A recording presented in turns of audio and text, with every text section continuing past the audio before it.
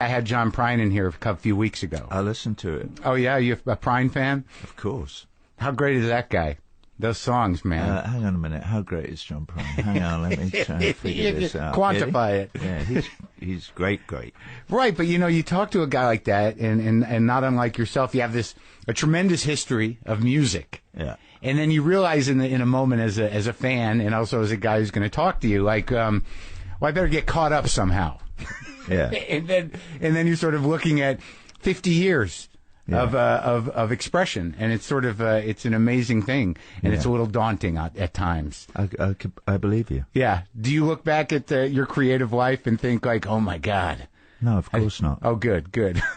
I look at I kind of live in the present. Yeah. I think. Well, I read a piece about the Desertland show that you just did, and it was and I got choked up reading that piece. I'm doing tomorrow. Right. Yeah. And like from what I found fascinating, and not unlike also the tour that you did with The Wall, is that if you have a timeless piece of art, or a timeless song, or a timeless idea, that it stays relevant by just kind of reloading the metaphor that already exists. Right? Maybe. Yeah. Does that make sense? Yeah, I guess so. I mean, talking about The Wall, I did that for 3 years on the road. Yeah.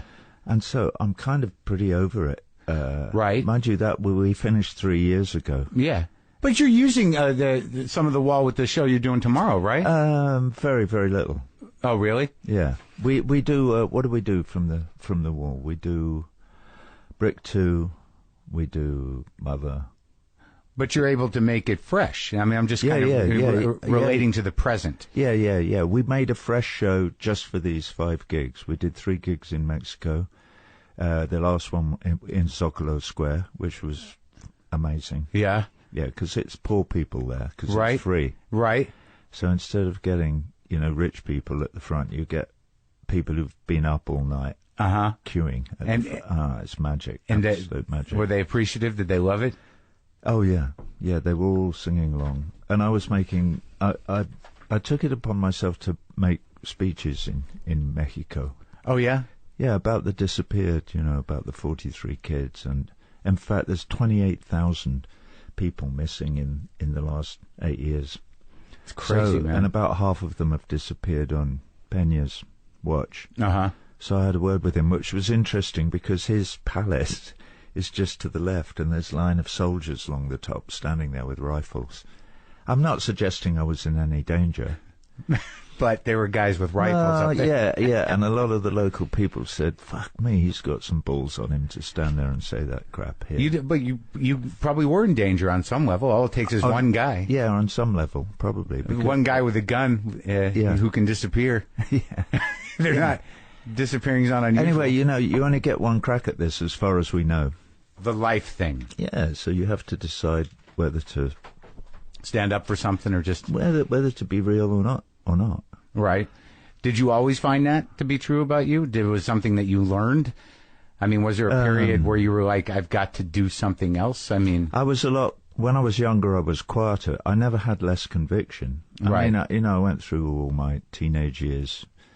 doing all the things that we did in those days, going on Alder Marston marches and, What were the marches then, at that time? Because I didn't grow up in England. Alder Marston was to try and ban nuclear weapons, or right. Certainly to get rid of the English independent nuclear deterrent. Uh-huh.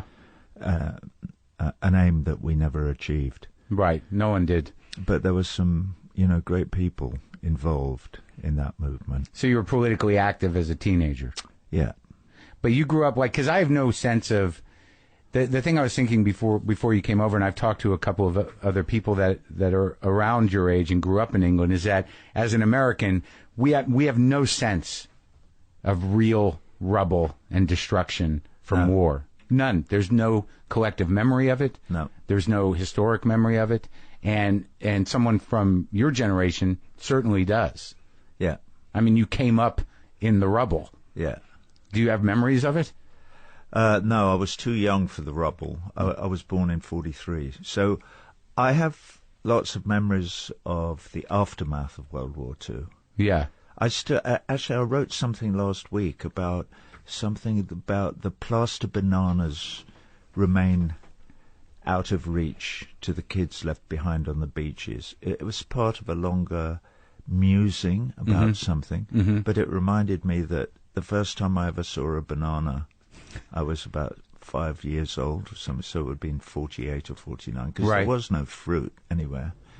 And I remember being offered this kind of shriveled, small black thing, that had a little bit of yellow showing through the black bits, and said, I don't want one of those. I want one of those, and pointing to the plaster bananas that were hanging up in the ceiling of the greengrocer's shop. You can't have one of those. They're made of plaster. Right, the good ones. But that's why I wanted one of those that looked like a banana, because I'd never seen a banana, honestly. Yeah. And where do you think that memory came from in terms of what you were writing? What were you putting together? I was actually, it was stream of consciousness stuff about, oh God, it was a mixture of memories of seeing a bloated goat floating in a marina in Beirut in 1980 or sometime when I was back there, or maybe even earlier. I was in Beirut for the first time in 1961 or 62. Doing what? The first time I was there, I was just kind of hanging out really on the beach with my friend Willa. It was a place that you would go for a holiday? No, we had driven an old vehicle there with some undergraduates in the back of it. From England? Yeah, and it eventually gave up the ghost on the road to Damascus, like we all do, in one way or another. It's not just Saul or Paul or whatever his name was. And we were there for some time before I decided to hitchhike home, which you could do in 1962. But was that a journey that you took? Like, what inspired it? Were you like reading the beatniks? Were you looking for something? I mean, why, to go there of all places? What compelled you? We were on our way to Baghdad, obviously. Oh, I'm Dopey. sorry. Of course you were. You had to. These are not vacation options for Americans. We don't. They're not vacation options for anyone anymore. That's true. But they were then. That's where you went. That's where you were on your way to. Baghdad. You were on your way to Afghanistan. Yeah, via Baghdad. Yeah. That's where everybody was going to. To smoke some hash. Yeah. I wrote some short stories later on about that. And there's one thing that happened to me in Beirut that I'll tell you now. I wish I had the short story here, but I haven't, so I'll just tell you the bones of it. So there I am. This is my friend Willa. Anybody who's seen the film Roger Waters' The Wall, there's another old bloke in it with a beard, and we sit and kind of philosophize about things on the side of a hill in the south of France. He's my mate from then. Oh, really? We were 18 then, and we were in Beirut. So, and we would kind of live rough. Live off the local gay community, get a free lunch and then go swimming and whatever. So we're swimming one day and some kid steals my shoes. Well, you never get out of sight of your passport or your stuff. Yeah. But I was swimming and I saw this kid steal my shoes, wading through the surf, really difficult. Got out, he's gone. Yeah. Melted into the crowd like they do in old black and white movies. Yeah. And I'm looking around, I saw a cop. Well, in those days, the Lebanese, in their infinite wisdom, have cops whose only job is to look after foreigners, Sure. Because tourism was Protect important. tourism, then. Not anymore. No. But it was then. It's a tricky tourism. So I go to this cop, hey, this, kid stolen my shoes, blah, blah, blah, blah, blah. What we're going to do? Oh, we're going to go and look for him. So we set off to look for the needle in the haystack. Yeah. And unbelievably, suddenly I see him. That's him. Yeah. So the cop goes where, and he's a proper cop he's got a moustache a bit like you. Yeah.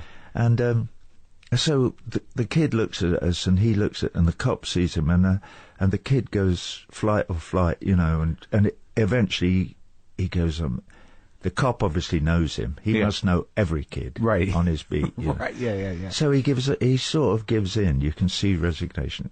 Cop comes over, jabber, jabber, jabber, jabber, jabber, jabber. The kid's looking at the ground, a bit sullen. Yeah. And, blah, blah, blah, blah. And eventually, rather reluctantly, he takes my penny loafers off and puts them down. In the story, I think he said he places them in the neutral ground between us. Yeah. Like that. And the cop then waves him away with a sort of fingers hanging down kind of motion of his hand, like, go away. And the kid disappears in the crowd. Now, I'm 18 years old, kind of Oxbridge, Yeah. believe in law and order and all of that. What the fuck's going on? You're letting him go. You know, he stole my shoes. Where's the retribution here? And blah, blah, blah. And I'll never get this. It almost makes me tearful to remember it. The cop sort of looks at me pityingly, and for the first time he speaks to me in English. Yeah. I've heard nothing but jabber so far. And he looks at me and he goes, "He is poor." And it went into my heart like a dagger. I was at least clever enough to understand that I was learning a lesson. Right. And that's what I say at the end of the story. I say, if when we're very young and dumb as shit and know nothing about anything, if we run into our cop, we're very lucky, because it's in that moment that we start to learn about love. Yeah. And it was a huge moment in my life, just that moment with that cop and that kid. When you walked away from that moment, where you kind of jarred? Yeah, I suddenly had to rethink the whole of jurisprudence. Right. And, you know, and moral conditions and Christianity and right and wrong and all the rest of it. He is poor. You know, this. In fact, I'm about to go on the road doing a tour next year. And the new tour is called Us and Them, and it's only about that. It's about that. There's a line in the song, the old song from Dark Side of the Moon, Us and Them, which is why I've called the tour Us and Them, which goes with, without, and who'll deny, it's what the fighting's all about. And as I say to people,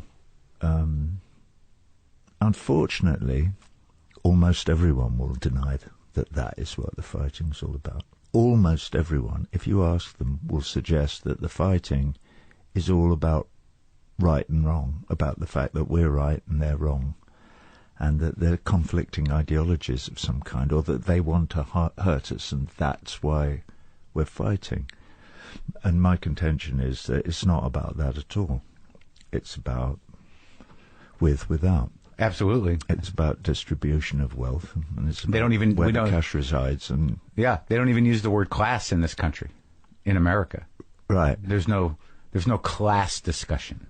Really? No, it doesn't really exist. I mean, Bernie Sanders brought it up and sort of initiated it, but this population has been so ingrained with a fear of communist ideas that it's just, there's no poor people. They're just people that haven't had a fair break yet. They're people that the Chinese and the Mexicans and and Islam have prevented from becoming billionaires. Yeah, exactly. To somehow those bastards crept through. And also the communists here, the socialists like Hillary and Obama. These big socialists have really screwed them. It's a sad, angry, horrible situation, and I think that coming from where you're coming from, at least the conversation existed.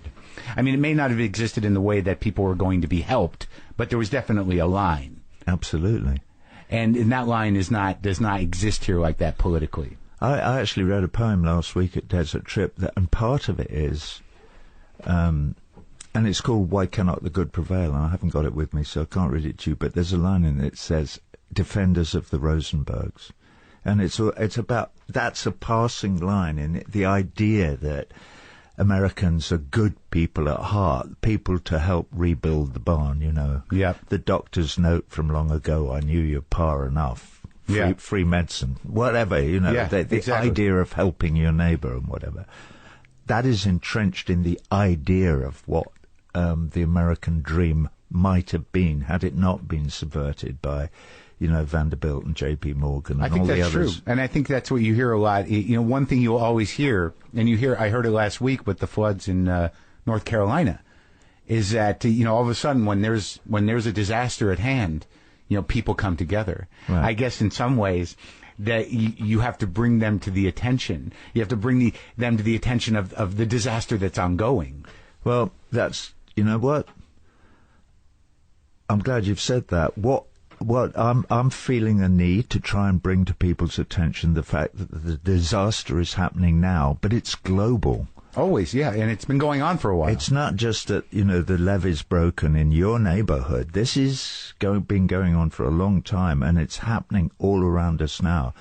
And how desperately important it is that we arrange in our minds and try and help each other to understand that the less walls we have and the more that we understand that there's no difference between us and them, and that Mexicans and Americans, well, you have to face up to the fact that most United States citizens in the very near future are going to be of Mexican origin. The demographics are... That terrifies a lot of white people. Well, how fucking stupid is that? I know. You know. Yeah. Well, the interesting thing to me about you, obviously, you continue to write poems impulsively, that if something comes to you, you're going to, put it on the paper. Yeah. And process it. And these ideas that you're talking about, from the moment that you talked to the cop and you had your mind blown, that, all the ideas that run through the seminal albums that are yours were dark sort of meditations on exactly these things without the exact definition that you've sort of rendered it down. Yeah. This is the fight. That it seems to me that this darkness of human endeavor and corruption, it's always been there. Yeah. Right? Yeah. Now, when you started working early on, I have to assume that shortly after you had this moment with the cop, you started playing music, right? Yeah, well, I was already playing music. What were you doing then? What kind of music? What were you in? What was moving you musically? Well, I was just about to go to college. When you were going to study? Architecture. Oh, yeah? Yeah. Were you passionate about it? No. Well, why'd you choose that thing not to be passionate about? My mum. Okay. My mum said, you cannot become a travelling salesman. You'll get bored rigid and you won't make enough money to support the That was the only family. other option? Travelling salesman? No, policeman, she thought. I might be a good policeman. Huh.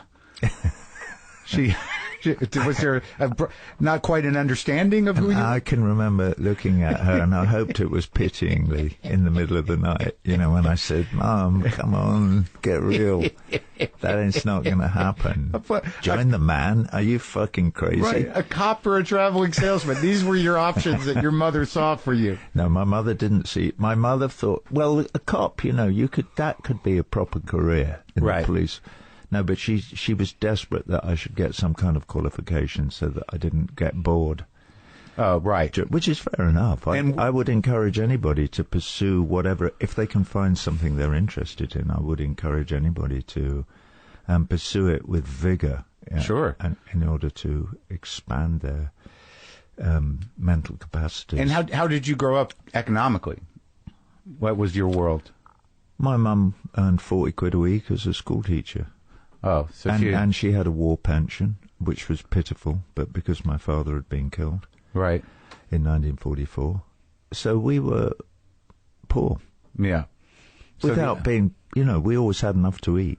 Right, and I was never. Well, I was cold because there was never any. I was freezing cold every night in the winter. There was no central heating or anything like that, so you were cold till you got down to the kitchen. But did you see yourself as poor? No, right. Because that's the other interesting thing to me that I've taught in talking to British people who were around then, that you sort of this was your lot in life. This is how you lived. Well, and we weren't poor. I mean, my grandmother and my mother spent every Sunday afternoon darning socks because we didn't buy new stuff. We mended the old stuff. Right. I wore my brother's clothes. Right. It was hand-me-downs and things. But poor people, when my mother was developed her social leanings and her left-wing politics. She was doing teacher training in Bradford in the north of England, and there they were poor. She taught kids who all through the winter walked to school through 6 inches of snow with no shoes or nothing. For real. Their feet, in bare feet, walking through snow to come to school. They were poor, and they didn't have enough to eat. I've met poor people here in this country. Sure. Everywhere I go with the wall, whenever we do Brick 2 anywhere, I always have local children to come and mime that bit. And I always try and get them from the most disadvantaged background that I can find. Anyway, we did a gig in San Diego a few years ago, and I looked at these kids and I thought, these are not my kids. I don't know who they are. But so I found out that they were the children of the executives from the arena, and who they thought it would be fun for their kids to be part of the show. Sure. So I went apeshit and got rid of them all. Find me some proper kids. So these kids turned up, and I went, these are more like it. Yeah. These are my kids. This is my constituency. But they knew nothing, because normally the kids have rehearsed a couple of dance steps before they arrive, because we send them a DVD to look at. So these kids were there, and we had about half an hour to lick them into shape, which we did. And I said, who's in charge of these kids? And there was a very nice black lady there, whose name I can't remember now. And so I took her on one side. I said, how did you find these children in this short space of time? Thank you so much. And I was just talking to her, and she said, they're my clients. And I went, what do you mean they're your clients? And she said, they're my clients. I see them every day. And I won't try and do her accent. Right. But, and anyway, to cut a long story short, she drove a van delivering free meals. These are children who don't have enough to eat, whose parents can't feed them. And this lady was part of the social services, and every day she would deliver something to eat to each of these 15 kids. And it breaks your fucking heart, you know. You go, wow. Did they have a good time? Oh, God, yeah. Unbelievable. I mean, the stories of the children that we've worked in, with thousands and thousands over the years, they're always magical. And do you feel that this sensibility was instilled in you by your mother's work? Of course. And she came to that later, like she wasn't always that? No, she grew up in a quite well-off middle-class family and went to boarding school, had very little contact with her parents, in fact, as that kind of Victorian model of family life was. So she must have had her cop moment at some point. Absolutely. What do you know about your father's politics? Well, he was a poor kid in County Durham, in the north of England. His father was killed on the 24th of September, 1916. In the war? In the Somme offensive, in Belgium. And so his mother got a job as housekeeper to the local doctor, and so he and my Auntie Verna lived in the attic room. No kidding. Upstairs, and their mother was the housekeeper and cook for the local doctor. So they were in service, if you like. Yeah. So that's how they grew up. And he was bright. He got a scholarship to the local grammar school, and then he went to university, to Durham University, where I think he studied divinity and physical education. And when he'd done that, he did teacher training, and then he went, which showed he had some gumption. He went to Palestine in 1934, and he was there till 36, teaching at St. George's School. Well, so you come from, teachers. Yeah. Yeah.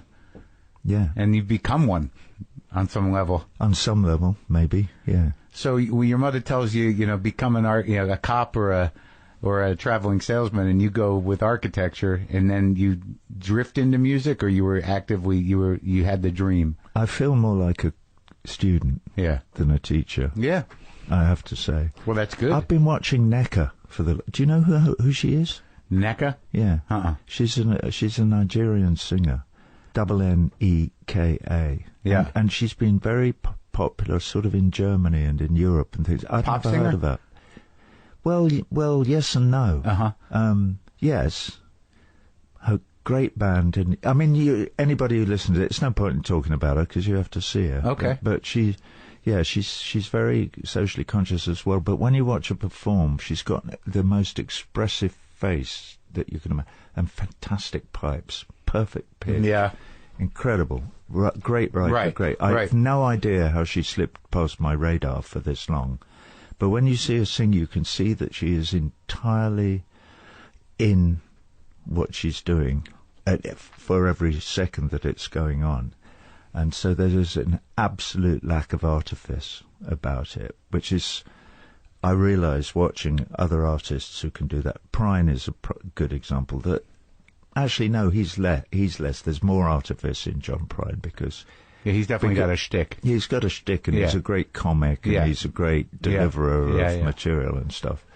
But that is what one is aiming for, is to somehow discover what it is that you feel and express it with nothing getting in the way. Interesting.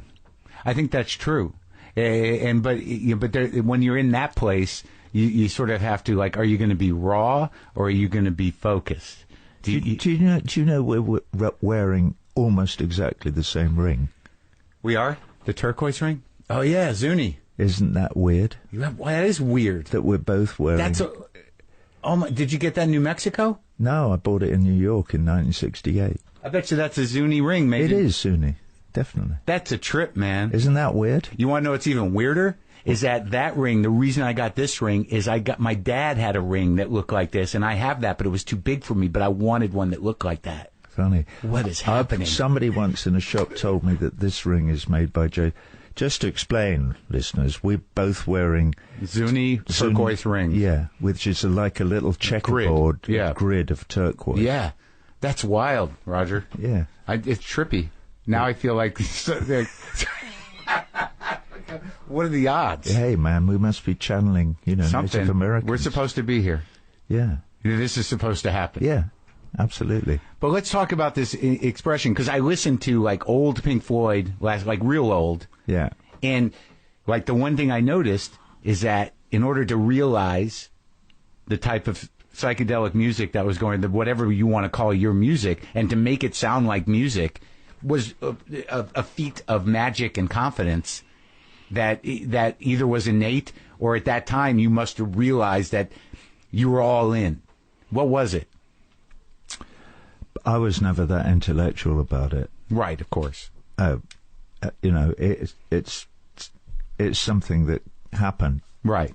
That development of what now I understand a lot more than I did about it. Well, you became more intellectual about it. More decisive. What happened was that the band became popular, and my major contribution to rock and roll, if you like, I've written some decent songs, but it was really to develop the theatre of arena rock, which I did almost single-handedly back in the sort of middle 70s. And also to elevate the idea of the concept album completely. Well, that's true. Yeah. Though that had been done before. Yeah, but not like you. There's The Who, SF Sorrow, let's not forget the Pretty Things. Yeah. Anyway, whatever. Yeah. But the musical thing, I always felt insignificant, and somewhat inept. Really? Yeah. Even the huge records. Yeah. Yeah. That's interesting. So it's more recently. Yeah. Over the years, I've come to realize that actually I have quite a sophisticated musical brain. Yeah. And that I get a lot of things that other people don't notice. What made you realize that? Getting away from Pink Floyd, I think. No, I'm serious. I really think it was, I think it was really important that I got away when I did. Yeah. Because what did you realize then? That you had gotten stuck in a specific vision? Well, I was in a very toxic environment. Right. Where I was around, some people, David and Rick mainly, who were like always trying to drag me down. They were always trying to knock me off whatever that perch was. What, your own artistic vision? Yeah, kind of. How would they do that? By claiming that I was tone deaf and that I didn't understand music, and that... Really? Yeah, he's just the boring kind of teacher figure who tells us what to do, but he can't tune his own guitar, and so they were stuff like snotty.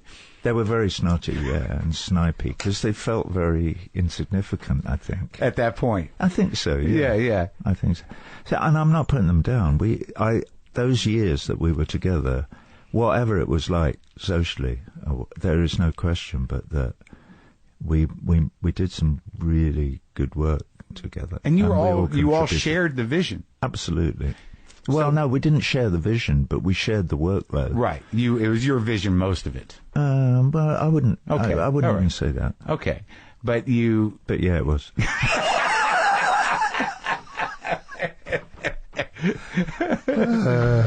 Let's talk about something else. No, it's interesting to me. Well, let's talk about the other levels of music that you began to appreciate after that allowed you to take in, that you realize these things about yourself.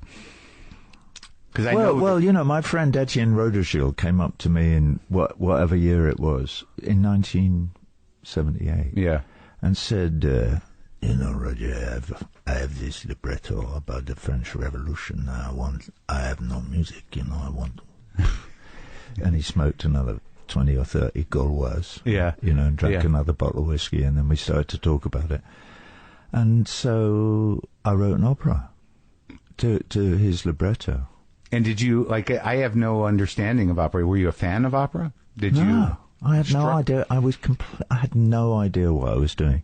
So, but what it made me realize was that given a page of text, I can remember the first page of this thing. Un jour, un moineau s'est posé sur un buisson. Quelqu'un l'a frappé d'un bâton. And it's a poetic kind of exposition of the later stages of the French Revolution. No, the earlier stages of the French Revolution. And what were the themes that resonated? Well, it said it actually. He describes the proletariat as birds. Really, that's his main metaphor. Mm-hmm. That's why he says one day a bird was sitting in a bush and someone hit it with a stick.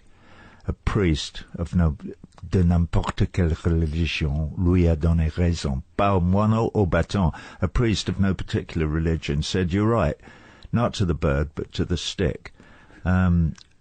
A warrior of no particular house or side, un guerrier de n'importe quelle maison, put the feathers of the bird on his shield. A judge from no particular institution decreed that the birds were not allowed to sing in the bushes.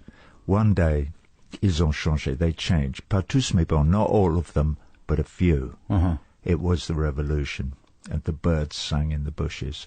Now, it's the first page of his thing. So that's a lot, man. That's big. It's a lot. That is a big idea. Right? Yeah. And this guy was actually Catalan. He had crossed the Pyrenees at the end of the Spanish Civil War with his defeated father, who was a general in the Republican Army and lived in a refugee camp for the first 10 years of his life. Uh-huh. And he was a great and dear friend of mine, Etienne Rodergil. So anyway, I wrote this thing, but I did it, with a piano and an old Selena string synthesizer and a Linn drum and something or other. I just started writing music and singing all the parts. And then I thought, Christ, I better go and look at an orchestra and, see where people sit. And what was that like? I mean, it was great, being that kind of student to sort of just and learning it all by looking and thinking. And then you had to write parts for orchestra. Yeah, absolutely. Oh my God! So then I discovered somebody who's become a really good friend of mine who was teaching at the Royal Academy in London, who's called Rick Wentworth, and we're very close. I saw him. He was at Desert Trip last weekend, and he was teaching composition there, and so I said, do you want to help? Do you want to work with this on me? I need a collaborator. I know fuck all, right? Yeah. And I have to do this. Right. I can hear it all. I've got it all, but we have to figure, how high does an oboe go? I've no idea what the range is of these instruments. I can't start writing oboe parts beyond the range that they can actually play. Right.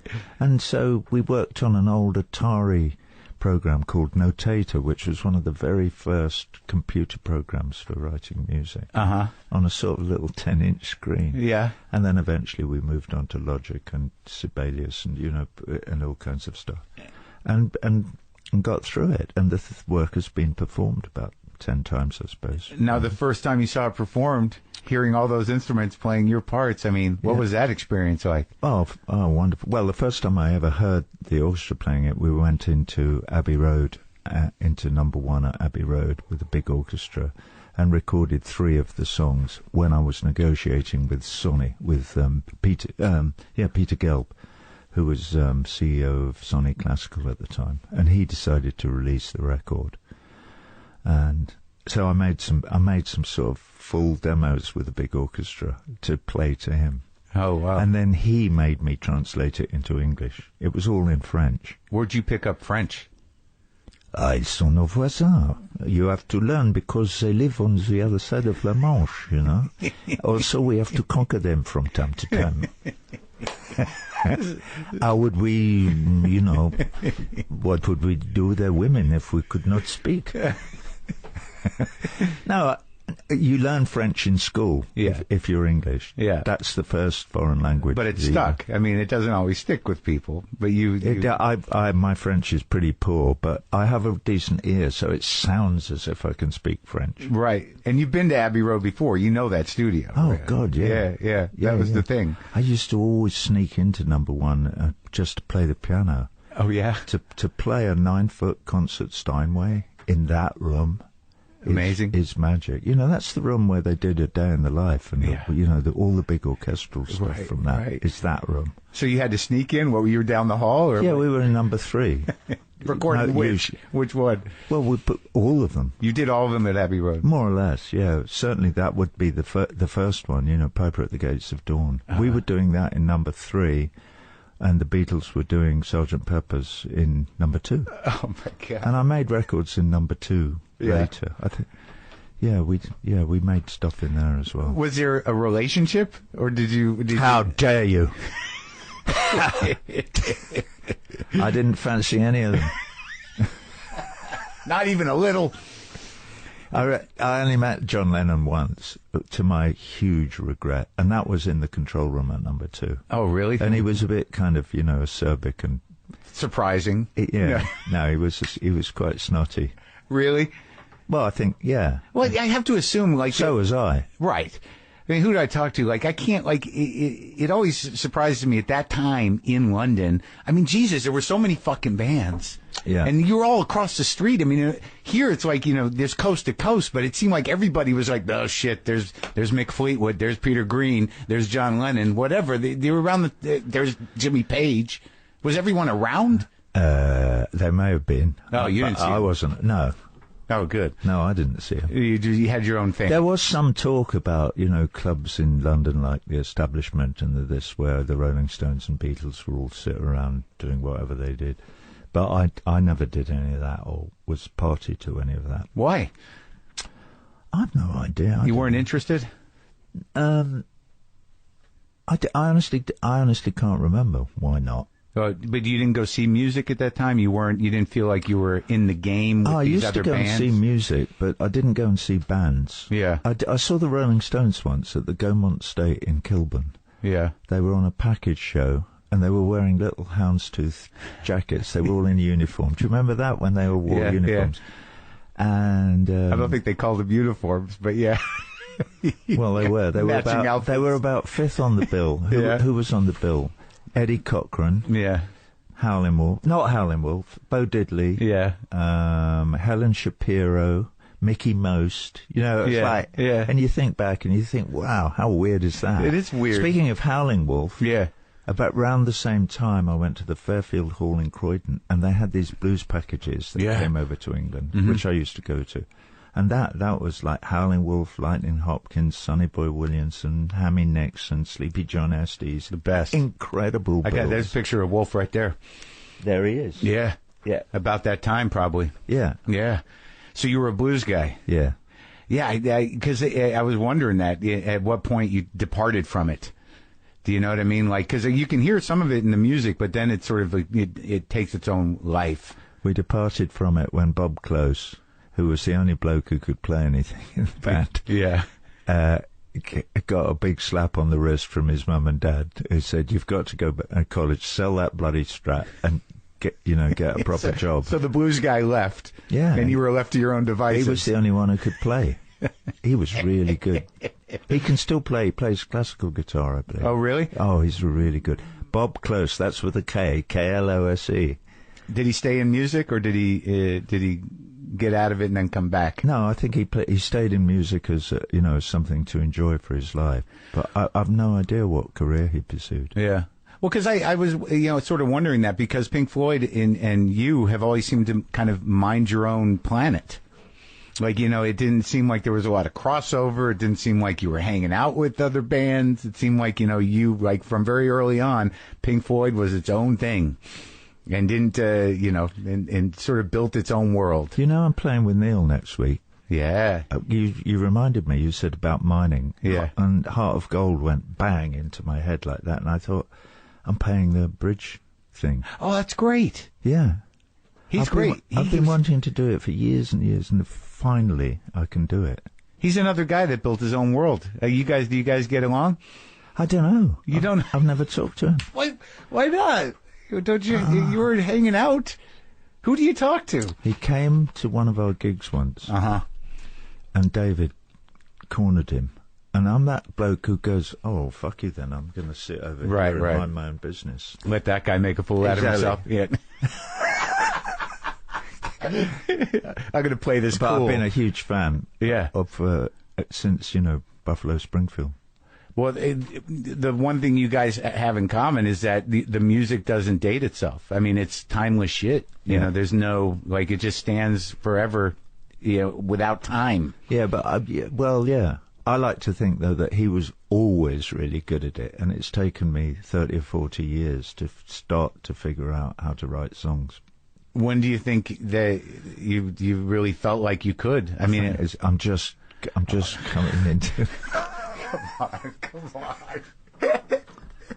But maybe you're just changing. Maybe something is changing in your heart. I mean, you can't disregard the fact that you wrote some of the best rock songs ever. It's very interesting you should say that. Yeah, because they're committed to all kinds of emotional and political ideas. Right. And I agree that some of them are quite good, and some of them are quite perceptive. Maybe beyond what you knew at the time you wrote it. Well, I don't know. Well, I'm 29 years old and I suddenly write Taking Away the Moments That Make Up a Dull Day. You've written Waste Your House in an Offhand Way, kicking around on pieces of, just like scribbling it out. Right. Right, that's done. And probably... I love that song. Probably a few... Well, because probably a few years later I went, wow, how weird to have that realization... That old, 29 years old, before you figure out that you've missed the beginning of the race, and then to write it down in a few lines like that is actually quite... But it's unconscious. Sure. It wasn't like I thought, oh, now I know how to write a song. You're a vessel. I am, thank you. Yeah. And a vassal.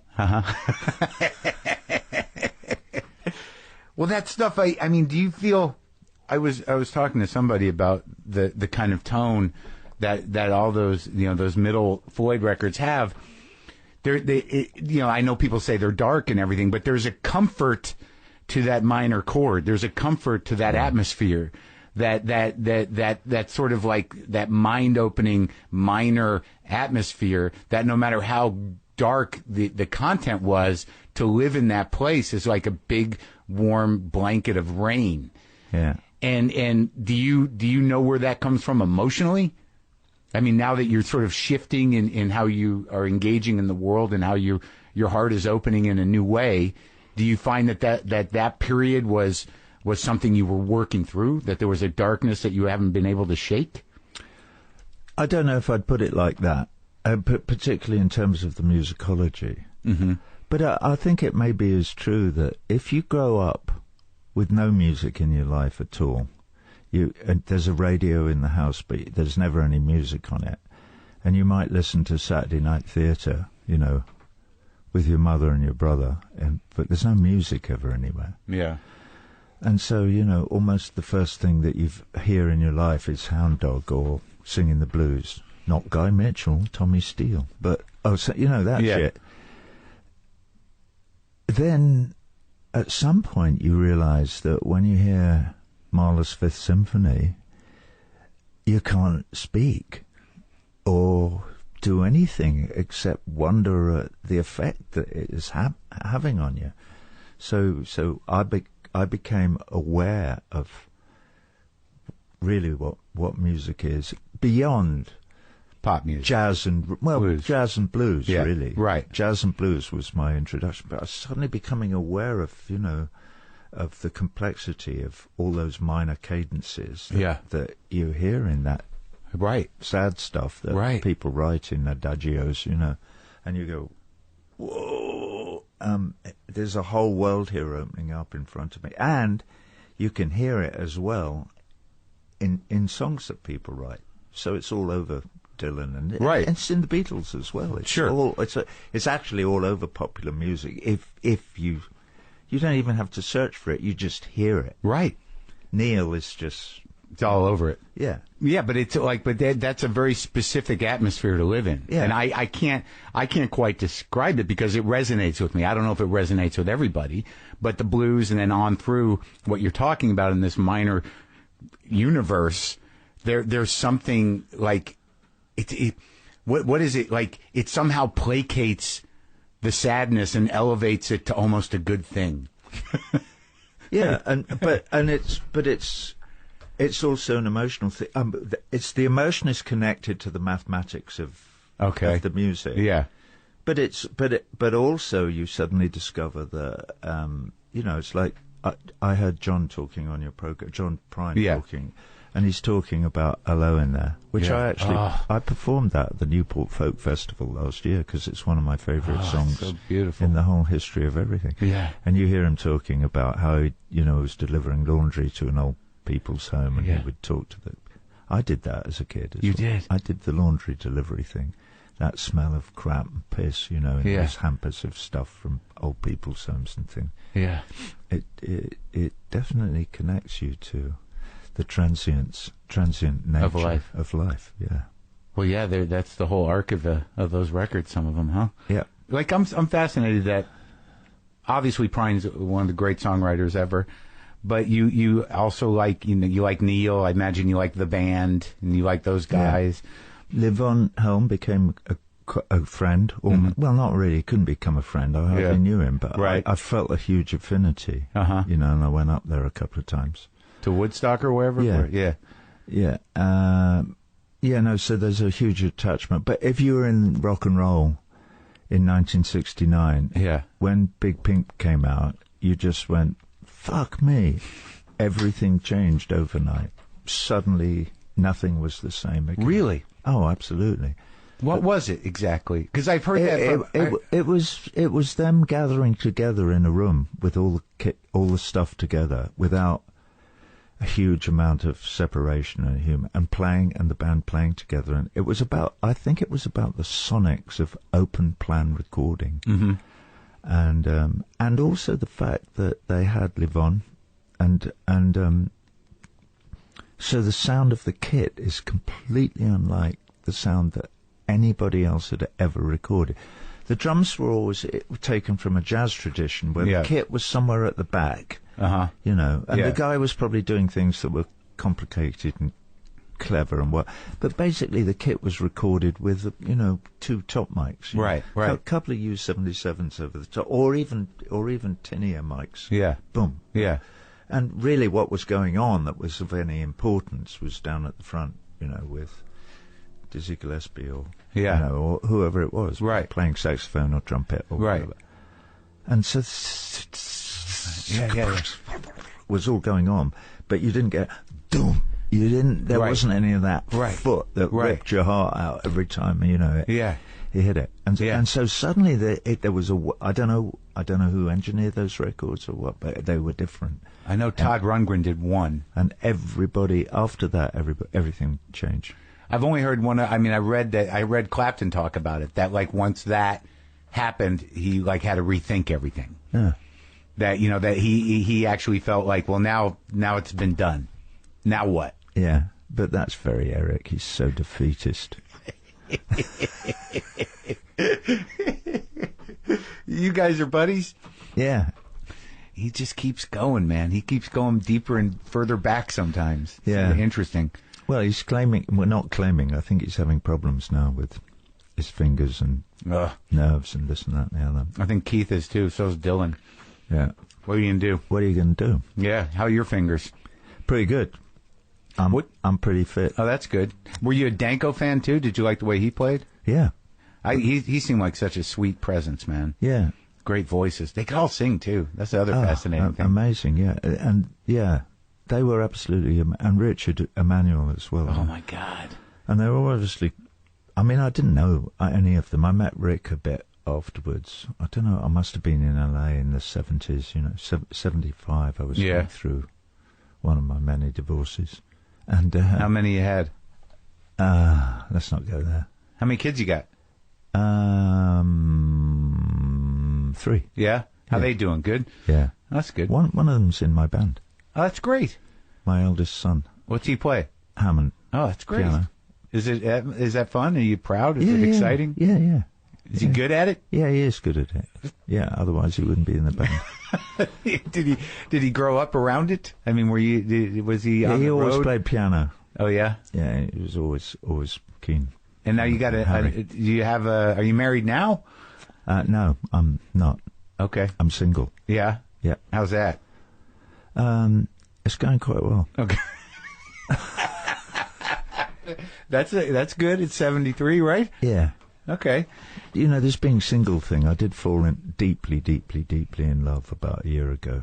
And I'm not going to talk about that, except to say that has opened up fresh horizons. Yeah? Yeah, so I've written some love songs. So being in love is different than it was before? Yeah, or? with all due respect to my many ex-wives. Well, I mean, that's something that evolves, the depth of that kind of thing and what you let go of as you move along. I hope so. Yeah. I mean, if it didn't, we might just as well go out the back and have somebody shoot us. So there's going to be some love songs, is what you're saying? Yeah. Well, there are. Yeah. And is that new to you? I think so. Yeah? Yeah, it's never been my forte. Does it feel, does it make you feel insecure or vulnerable to do it? That doesn't make me feel insecure and vulnerable. I mean, I think... Love doesn't, but I mean to write about it? No, I mean really? to write about it doesn't. Right. Oh, love does. Oh, yeah. Are you fucking kidding me? Scary shit, right? It is. Yeah. Oh God, my God, yeah. You open yourself up to love. Trusting. It's the hardest, most kind of dangerous thing that anybody can do, and that's why. And that's on a personal level with a woman. But it points the way maybe to the fact that there is only one path worth walking in life, and that is to attempt, insofar as you can, to open yourself up to everybody else as well. That is the mission, is to discover how much you can open yourself up. So this is a tearing to down the rest of humanity. Of that wall. Yeah. Yeah. Exactly. Do you feel like, because I listened to Final Cut the other day. Yeah. And, you brought up Lennon, and I think that, there are some songs on there that have the emotional intensity of some of the stuff that he did post-Beatles. Yeah. That, like, I saw a common thread there of trying to resolve that anger. That first album he made, I mean, if you recognize some similar intensity, that is a huge compliment, and I will accept it, because, that first album that he made with Mother on it. Oh, my God. I mean, that, like, just thinking about that song. Just thinking about that song. Like Yeah. Yeah. Did you feel that you were working through similar kind of emotional letting go or I think, yeah, absolutely. I probably it's every man's experience to some degree or another, but I feel as if my experience was maybe, quite close to his. Well, yeah. I absolutely relate. You're both to that. Grew up without fathers. Yeah.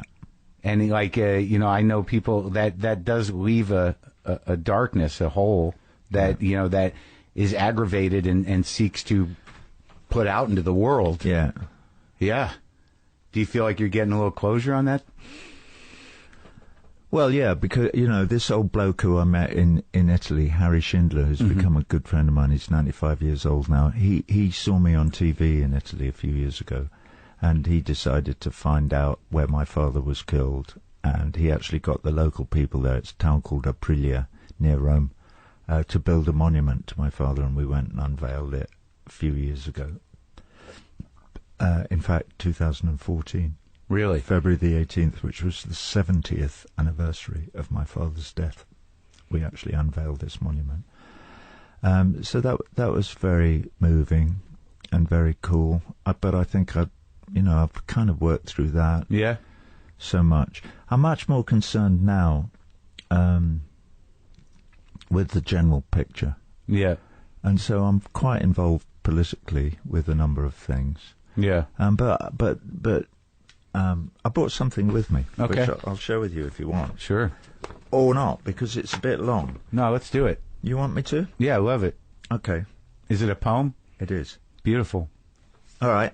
I'm in. All right. Yeah. It's called Is This the Life We Really Want? I'm very concerned with the idea that we're at perpetual war. Yeah.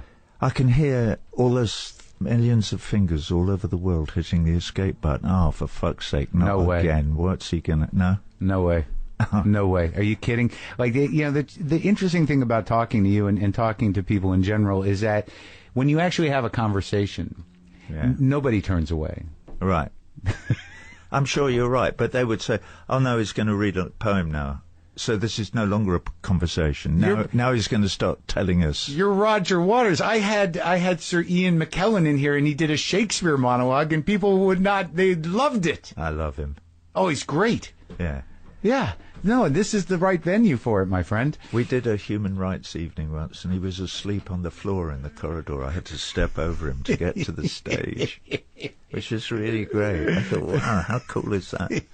All right, I wrote this, I don't know, 10 years ago or something. I wrote this during the Bush-Cheney years, so if I'm talking about Bush and Cheney, it's because it was then. But nothing's really changed. Do you ever consider, like, do you publish the poetry? I mean, I will at some point. I definitely will. How many of the poems become songs? One. Yeah. Which? When the time comes and the last day dawns, and the air of the piper warms the high crags of the old country, when the holy writ blows like burned paper away, and wise men concede that there's more than one way, more than one path, more than one book, more than one fisherman, more than one hook. I can't remember the rest of it. It's called Crystal Clear Brooks, and it turned into a song. I did it at Newport last year. When the cats have all been skinned, and the fish have all been hooked, when the masters of war are our masters no more.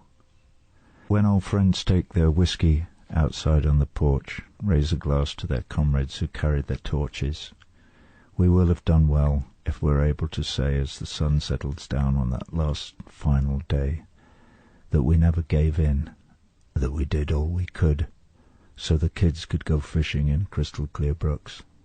Nice. That was a poem that I set to music. Has it been recorded yet? No. Okay. Is it gonna? Yeah, maybe.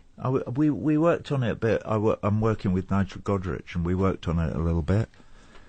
In fact, he has suggested a passing chord in it, which I think's improved it, because it was all E flat and B flat. So he said, why not put a D minor? I don't know why I'm telling you this. I like it. I like guitar talk. Okay. Right. This is this now. Okay. Here we go. Is this the life we really want? The concept of an average guy is patently absurd. There's too much differential in the herd. Just look at Bush and Cheney, then look at you and me. It's like comparing Shakespeare to reality TV. Is this the life we really want? Being murdered by these clowns, our children crushed in rubble? Are we deafened by the sound of media mouths all moving in apparent unity, spewing out the mantra of the free? Free to plan the Neo-land, safe in their bomb-proof lairs, free to send our sons to war, our sons, of course, not theirs. Free to burn and pillage, to fill the family vault, free to claim it's dog-eat-dog and really not their fault. Fear drives the mills of modern man. Fear keeps us all in line. Fear of all those foreigners. Fear of all their crimes. Is this the life we really want? It surely must be so, for this is a democracy, and what we all say goes. We all say, kill Bin Laden, kill Saddam Hussein, kill anyone collateral who might get in the way, kill all the dogs and shopkeepers, kill all the coppersmiths, kill everyone who chooses to be on the evil list, kill everyone who doesn't want to be our acolyte, kill everyone who disagrees that what we say is right. It's going to cost us trillions, already has in fact, but no price is too heavy to keep the faith intact. Because we believe in freedom, human rights for everyone. Well, everyone, that is, except the ones we need to bomb. And if some of them are children and seem a bit forlorn, it's not our fault. They should have chosen somewhere different to be born. Anyway, I'm sure they'll all agree it's a success when we've killed all the insurgents and tidied up the mess. Even though they may be crippled or rotting underground, they'll be happy when democracy's the only game in town. They can help to build our bases, they can wash our fancy cars, they can service all our carnal needs in pick-up joints and bars. Against their religion? Pfft, their religion's wrong. I'm sure they'll get the hang of it, catch on before too long. Then they can all watch baseball, they can build a Disneyland, eat pizza and McDonald's, drink bourbon, start a band. I know, no alcohol. The towelheads don't drink. What the fuck, they'll soon get used to it. We'll teach them how to drink. I digress. I'm sorry, what was my train of thought? Oh yes, now I remember. Is this what we all ought to be devoting our resources to? To spread this rotten creed, teaching their dead children avarice and greed?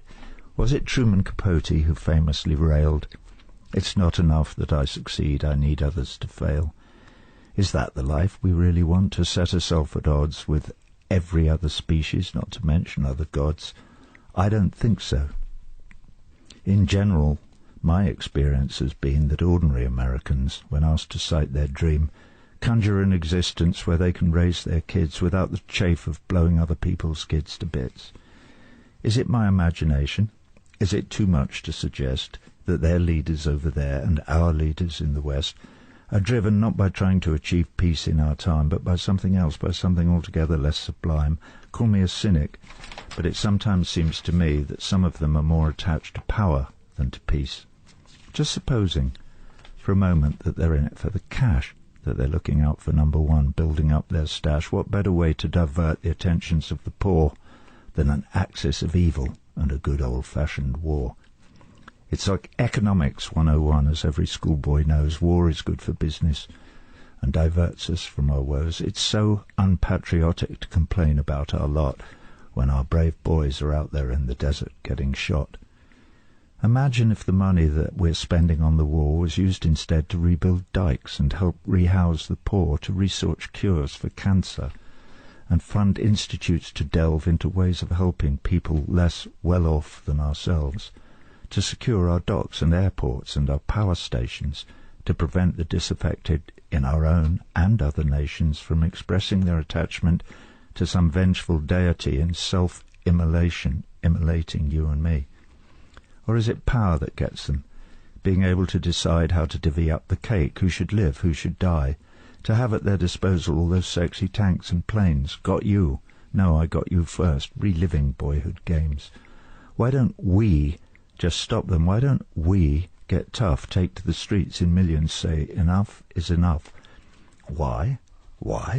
It's obvious, because actually we, that's you and me, that's all of us, because actually we, all the blacks and all the whites, Chicanos, Asians, every type of ethnic group, even folks from Guadeloupe, the old, the young, the toothless hags, the supermodels, actors, fags, football stars, men in bars, washerwomen, tailors, tarts, grannies, grandpas, uncles, aunts, friends, relations, homeless tramps, clerics, truckers, cleaners, ants. Maybe not ants, because it's true that ants don't have enough IQ to differentiate between the pain that other people feel and, well, for instance, cutting leaves or crawling across windowsills in search of open treacle tins. So like the ants, are we just dumb? Is that why we don't feel or see? Or are we really just numbed out on reality TV? So every time, the roadside mine, the guided bomb, the ricochet, the Gatling gun, the tomahawk, the phantom mirage, RF squawk, the IED, the false hello, the cluster bomb with fries to go, every time the curtain falls on some forgotten foreign life, rest assured it is because we did nothing to prevent our masters, dedicated as they are, not to protection of the weak, not to democracy, that we did nothing to prevent their headlong dash to maximize the bottom line. So what, if anything, to do? Well, understand that every day, in many small but central ways, we get to choose. Enslavement to the bottom line, with all that that implies, dog eat dog, God eat God. Did I mention freedom fries? Anyway, we get to choose, or so we're all led to believe. Well, now in 2008 election year, who knows? It may well be too late, but just suppose, if we all vote and we can start to bridge the gap between what we all have become and what we all just might have been, the gap between the blind and blinkered great unwashed, the laughing stock, the butt of universal scorn and enmity and wrath, and grace and pride and leadership and light, and beacons shining in the west, admired by both the old world and the third, safe haven for the lauded claims in constitutions written fair on parchment years ago, when equality, fraternity and liberty were rocks core bedded in an earth emerging from a darker age. I do believe that we can spread our wings, take flight, renounce the darkness of the marketplace, reach out across the ideologue's abyss, embrace our longing to be kinder, and have more fun and garnish less the money-lenders' nests, and touch and sing and breathe in relish of our new unfettered selves. Embrace the law in that we all agree that standard issue kicking in our door, tapping phones, rendition, torture, waterboarding and the rest. The random shooting down on London's underground of someone's nephew from Brazil, however scared the powers that be, are alien to our beliefs, and so should be confined to memories of Hitler's Reich and, of course, to Uncle Joe's Gulag archipelagos. So are we babies that we need to be protected from ourselves, that left unfettered, thrashing we might hurt ourselves, that they, the Cheneys, Putins, Bushes, Blairs, and all their spawn, and all their heirs, in all their ruinous, bankrupt, fearful crap, that they should somehow have the power to keep us at each other's throats, impotent, straight-jacketed, squabbling over dimes and groats, like infants in our swaddling clothes. Fuck them. Enough. They've had their time. A new day dawns, and we will not be swaddled in their grime. Yes. It feels good, right? Yeah. Doesn't it feel good to read it? Yeah, I mean, it's sort of a bit McGonagall. It's doggerel, really. It's not, but it's heartfelt. Yeah. What's kind of sick is that it's 8 years old. Right. I suddenly realised 2008. So that must have been the Obama. That's the right year before, I played yeah. at Coachella when I dropped confetti saying "Vote Obama." Oh yeah. And I'm glad I did, because by and large, I think his legacy will be looked upon with pride and Yeah. And you know, he did his best. He definitely did. Just, you know, his hands are tied, obviously, and we're not quite sure by who. Right. There is somewhere in those back rooms, somebody is tying the hands of good men. Of course. And so, and we will maybe never know. But that's why it's so important to applaud Edward Snowden, for instance, as a great hero of the Republic, in that he gives the rest of us at least a slightly fairer chance to examine what is going on behind the locked doors, and to not abrogate our inclusion in the process. Well, I think you always knew what it was. It's to not let capitalism be diminished ever. I mean, that's what they're protecting. Oh, that's their plan. Yeah. Well, Well, I mean, yeah. Well, but as we know, it is a short step from, you know, Amendment 1021 to all out total fascism and a complete police state where nobody has it, and it's always insidious when it creeps up. Yes. It was insidious in Germany in the 30s, you know, when National Socialism and this is National Trumpism feels a bit less insidious, but it's just as dangerous. It's exploiting the anger, the despair, and the hopelessness of people that feel like their world is going away. Yeah, and the method for taking over the state and for it becoming a totalitarian police state is always the same, and it is always the identification of the other as the enemy. Right. So in Trump's case, it's the Chinese and the Mexicans and Islam and it doesn't matter who it is. You know, with Sure. Hitler, it was the Jews and the communists and the gypsies and anybody who had a physical deformity or whatever it might be, and homosexuals and whatever. But they were all lumped together. You have to have that desperate, angry populace. But you have to have a population that feels defeated, like the Germans did after the Treaty of Versailles. And so they were, So what you have in the States now, where everybody's standard of living is falling as like a free fall, and also where the freedoms that are enshrined in your Constitution and that are in the Bill of Rights are being slowly eroded and taken away from you. If they decided now today, if they listen to this thing and they go, oof, I could be arrested tomorrow under the laws in the United States of America. I could disappear tomorrow and you would never hear of me again. I wouldn't be allowed a phone call to anybody. No lawyer, no representation, nothing. It is now legal for the government, if they decide, to take me or any U.S. citizen off the street under the threat of terrorism. Of terrorism. Mm-hmm. All I have to be is suspected of being, and given my position on BDS and Israel Palestine, it's really easy to do that. They'll probably just send you back to England. Yeah. Just to meet We've had enough of this guy. Yeah. And how lovely that would be. Do you still have a place? Whatever, Yeah. I mean, we can laugh about it. Well, but what's scary is that the law exists. Yes. And why hasn't the Patriot Act been revoked? Yeah. Why is the executive branch getting more and more power?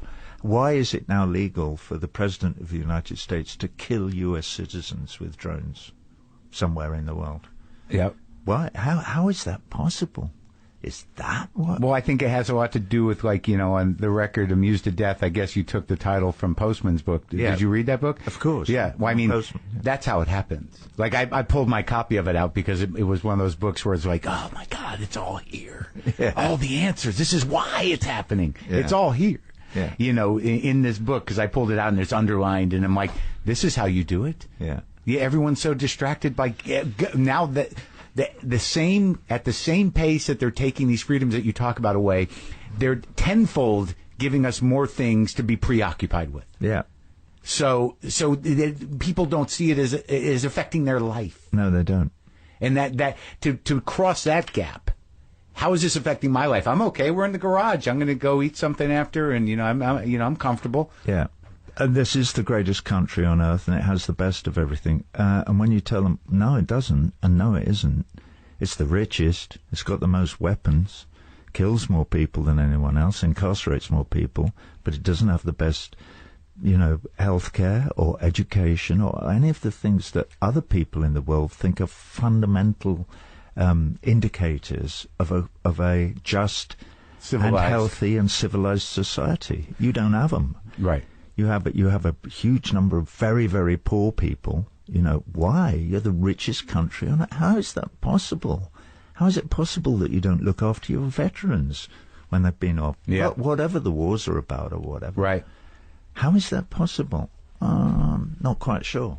But I think a lot of people in this country don't believe that. Yeah, I think you're right. And I think that that is turning out to be the majority. But I don't think that majority does know or acknowledge how their own quality of life is being chipped away at. Well, this is why it is so important to understand then that the system of government is broken, that Congress is for sale, and that you are in really, really dire straits, and that somehow you need to organize yourselves to figure out how to get this thing back on the rails so that it's not a runaway train. Well, here's how the most people respond. It's like it sounds like I'm busy. Yeah. But it seems like you're motivated, in that the message is one of unity and it's and love. Absolutely. When you see all these people drowning in the Mediterranean, you can either throw your hands up in horror and say, keep them the fuck out of my country, they're going to take my job. Or you can go, what is going on? Why is this happening? Why is where they live, i.e. Syria, say, to take a good example, uninhabitable? And why do we want to throw more bombs on it? You know, Yeah. It's a fire. It's a raging, out of control fire. What are we going to do? Let's throw gasoline on it or drop bombs on it. That's obviously no. It's not the answer. We need to start addressing some of the broader issues. I think the broadest issue is with, without, and who'll deny. That's what what the fighting's all about. I think that's the main issue that we need. All right, well, hopefully... All right, let's talk about something else. I know people don't want to hear this rubbish. No, it's not rubbish. It's important, and you know what I just realized when you're saying it, and being that I did political talk radio for like almost 2 years, is that the weight that happens in your heart when you talk about this is it's a weird mixture of I'm not doing enough and hopelessness. Yeah. And it's very easy to turn that in on yourself than to actually say, I'm going to go do that something. Yeah. It's a lot easier for me to relieve that feeling by eating some cake. Yeah. And that's a sad indication of how exactly the consumer culture placates people. If there are enough people that are okay versus people who are in horrible shape, then the okay people don't think it's their problem. Yep. But let's talk about next week's performance. Are you changing it at all from the one you did last week? Yeah. What are you going to do? I'm dropping Pigs on the Wing, part 1 and 2. Really? Yeah. Why? For theatrical reasons. Oh. Like there's this part in the show, for anyone who was there last week will remember it, where we have like Battersea Power Station and the chimneys come in three dimensions. These chimneys that were 30 foot high come out of the top of a model of the building. Right. That is there, and are deployed, and it takes about half a minute to deploy these huge chimneys with lots and lots of noise and kerfuffle and sirens and God knows what. And it's a great theatrical moment.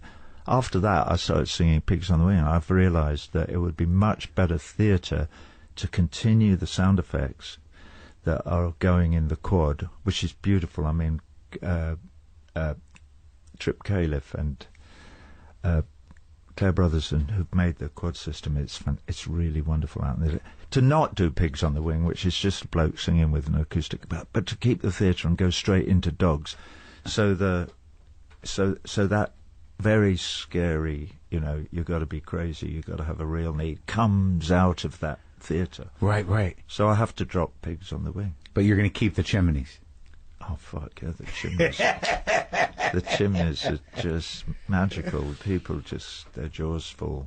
So does mine. I mean, I love it. I love it. Well, Vale, getting back to what you feel was your contribution to modern rock music, which was the theater of it. Yeah. That, you're natural to opera in a way. You've been doing opera all along. Yeah.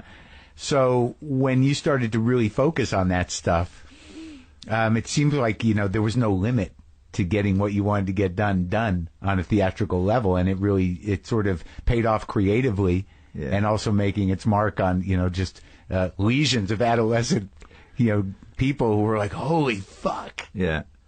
The thing about it is, though, and which I've seen as the years have gone by, is it's not, you can't just throw money and build something. Right.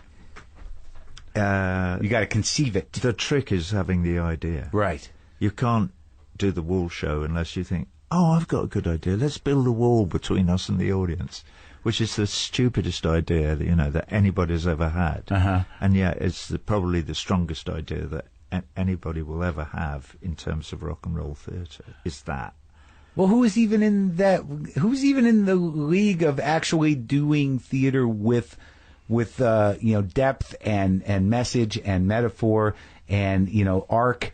Who does it other than you, really? Nobody. But they thought they did by using Mark Fisher and and throwing money at it, and people did. Naming no names, a lot of other bands have produced spectacle. Right, spectacle. Well, that's different. Well, it's still something. No, yeah, it's fun. Still, it makes the brain, the endorphins go. Yeah, but it doesn't make you go like, whoa, what the fuck? Yeah. Yeah, you want some of that. Yeah, you do. Well, I do. Well, it's great talking to you, man. Thank you for coming by. Very nice talking to you. Happy birthday, John Prine.